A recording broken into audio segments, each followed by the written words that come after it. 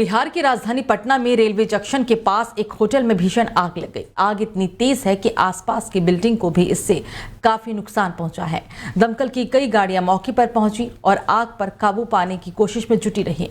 बताया जा रहा है कि स्टेशन रोड के पास स्थित पाल होटल में अचानक आग लगी थी और ऐसी संभावना भी जताई जा रही है कि गैस सिलेंडर में ब्लास्ट होने की वजह से ये पूरा घटनाक्रम हुआ। होटल में कई लोगों के फंसे होने की भी संभावना है। घटनास्थल पर पहुंचे फायर ब्रिगेड के कर्मचारी फंसे हुए लोगों का लगातार रेस्क्यू भी कर रहे हैं। होटल में लगी इस आग का वीडियो भी सामने आया, जिसमें देखा जा सकता है कि आग की लपटें ऊंची ऊंची उठ रही है। आदर्श होटल के पास लगी इस आग की वजह से आसपास धुआं उठ रहा है। बताया जा रहा है कि आग लगने की यह घटना रेलवे स्टेशन से 50 मीटर की दूरी पर हुई है।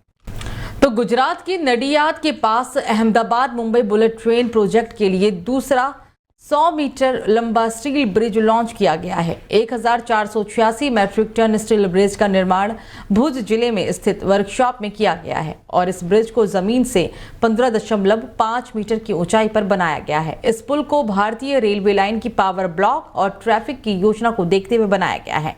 दरअसल अधिकारियों ने कहा है कि स्टील के प्रत्येक उत्पादन बैच का अल्ट्रासोनिक टेस्टिंग यानी कि यूटी के जरिए निर्माता के परिसर में परीक्षण किया गया है। कॉरिडोर के लिए ये 28 में से दूसरा ब्रिज है। पहला स्टील ब्रिज को सूरत के नेशनल हाईवे 53 पर लॉन्च किया गया था और इन स्टील ब्रिज के निर्माण में 70,000 MT निर्शिष्ट स्टील का उपयोग भी किया गया।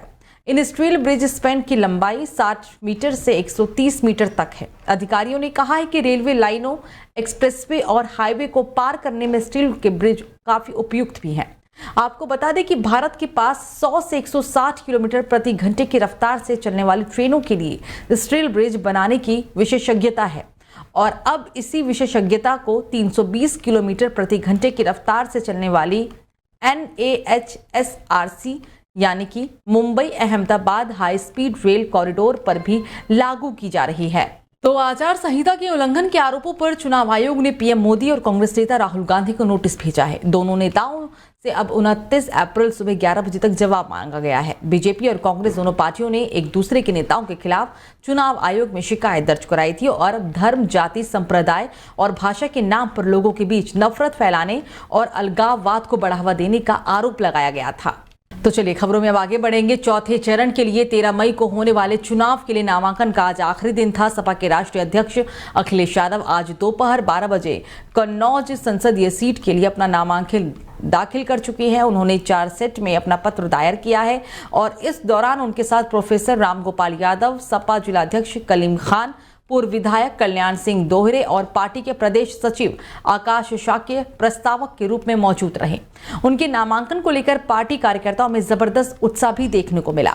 आपको बता दें कि कन्नौज लोकसभा चुनाव के लिए सपा उम्मीदवारी को लेकर मचा सस्पेंस एक दिन पहले जारी हुआ था। बुधवार की शाम ये तय हो गया कि यहां से सपा के उम्मीदवार अखिलेश यादव ही होंगे और उनके पहले यहां से तेज प्रताप यादव को उम्मीदवार बनाया गया था। तो यूट्यूबर मनीष कश्यप एक बार फिर से सुर्खियों में आ गए हैं। मनीष कश्यप आज बीजेपी में शामिल हो गए हैं। मनीष कश्यप दिल्ली में बीजेपी में शामिल हुए। उनके साथ उनकी मां भी दिल्ली आई हुई थी और इससे बिहार की सियासत काफी गर्म हो गई है।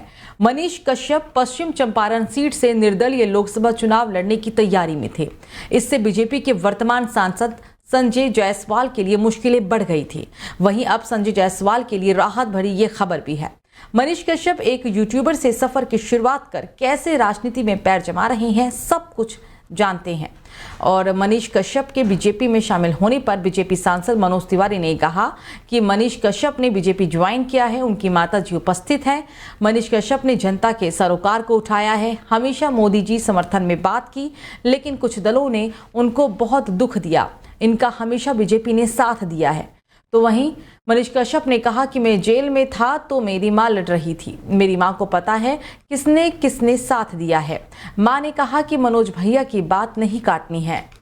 तो सैम पित्रोदा के बयान पर रक्षा मंत्री राजनाथ सिंह ने कांग्रेस पर निशाना साधा। उन्होंने कहा कि संकेत अच्छे नहीं मिल रहे हैं। उन्होंने कहा कि अमेरिका में जिस प्रकार की एक व्यवस्था है उसे भारत में लागू कर देना चाहिए। अगर परिवार में किसी मुखिया की मृत्यु हो जाती है तो संपत्ति में आधे से अधिक 55% सरकार के कब्जे में आ जाएगी और उस परिवार के लोगों को केवल 45% संपत्ति मिलेगी। क्या करना चाहते हैं ये लोग?